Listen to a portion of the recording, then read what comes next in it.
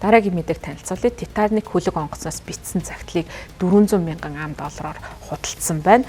За энэхүү одоо Титаник хөлөг онгоцны анхны аяллаас амьд үлдсэн хамгийн алдартай хүмүүсийн нэгний бичсэн загтлыг одоо зарсан байна. За энэ Их Британд басан дуудлага худалдаагаар нийтдээ 300 мянган фунт стерлинг буюу $. Шилжүүлэхэд 400 мянга орчим $. Тухайн загтлыг зарсан байна. За загтал бичсэн өдрийн хувьд 1912 оны 4 сарын 10-нд Титаник хөлөг онгоцон сууж Саутгемптоноос Нью-Йорк руу одоо хөдөлсөн 1-р зэрэглэлийн цорчигч Арчибальд Грессийн уг загтлыг тухайн одоо загтлыг худалдагч ийм элен цагт нь бол бичсэн байна. За ингээд бол загтлыг худалдан борлуулсан байна. За тэгээд 4 хоногийн дараа бол Ньюфаундлендийн ойролцоохоо бол мөсөн уулыг Титаник хөлөг онгоц мөргсөн. Үүний улмаас 1500 орчим хүн амьд өргөсөн. За үүнээс одоо тухайн хөлөг онгоц жихээс өмнө Гресси энэ хөлөг онгоцон дээр бичсэн загталтаа энэ бол их сайхан хөлөг онгоц юм байна. Гэхдээ энэ хөлөг онгоц ямар сайхан бэ гэдгийг нь бол би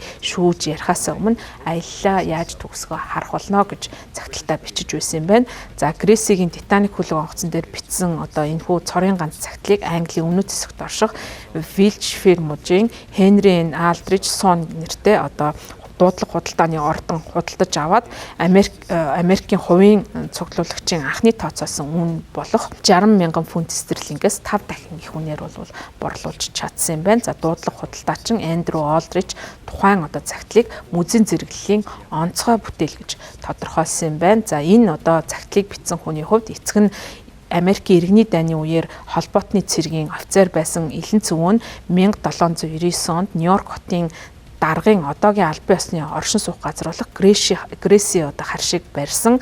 За Грессигийн үр удмын хүн юм байна. За Грессигийн хувьд 1912 оны эхээр Европ руу аялсны дараа Нью-Йорк руу буцаж инхүү очсон энэ аяллахаа үеэр тухайн загтлыг бичсэн юм байна. За тухайн үедээ бол 54 настай энэ Грессигийн хувьд түүх сонирхогч ийм хүн байсан юм байна. За тэгээд жилийн өмнө бол эцгийнхаа тулдаж байсан 1863 оны Чимакогийн тулдааны тухай ном хэвлүүлж байсан ийм хүн юм байна. За Титаник мөсөн уулыг мөргөж живж эхлэхэд бол Гресси далай руу усарч хөмөрсөн аврах завь руу одоо орсон юм байна. За ингээд бусад зорчигчдын хувьд аврагдаж маргааш өглөө нь бол RMS Carpathia гэсэн онгоцонд бол хүрэгдэж амь гарсан. За ингээд Нью-Йоркт буцаж ирээд Титаникийн тухай үнэн гэсэн өөрийн одоо дурсамжаа хуваалцсан номыг бичсэн юм байна. Ингээд дуудлага худалдаа зохион байгуулагч Олдрич энэхүү одоо хүний бичсэн номыг бол тухайн одоо аимшигт үйл явдлын талаар хамгийн дэлгэрэнгүй бичсэн